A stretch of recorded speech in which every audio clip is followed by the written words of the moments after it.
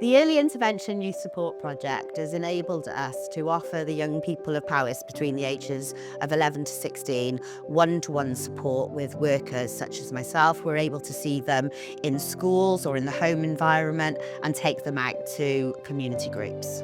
The most I enjoyed about the sessions with Nikki is how I can feel like I can talk to someone else that's not school or CAMS or anything like that.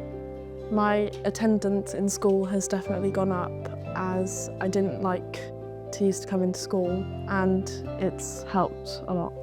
It's absolutely essential that our students get the access to the Early Intervention Youth Service. It's been an absolute lifeline for individual pupils, and it's actually been the difference between some pupils remaining in school and being successful or being permanent excludees from school and being passed from pillar to post.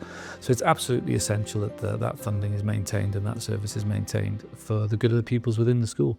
So the changes that I've noticed in the young people that we've supported has been, like young people achieving some of those goals that perhaps previously that they wouldn't have been able to, going on to college, further education, and also into employment.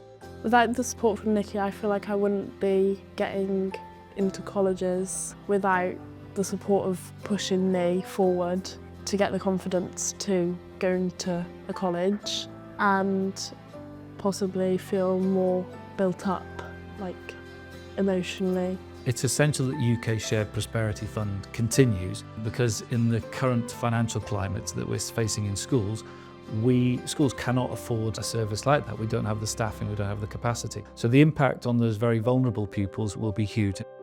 The overall feedback that we've had from young people has been that actually the work that we've done, that early intervention, has actually been life-changing for them. And I think that is so powerful coming from a young person, and also the feedback from their families as well.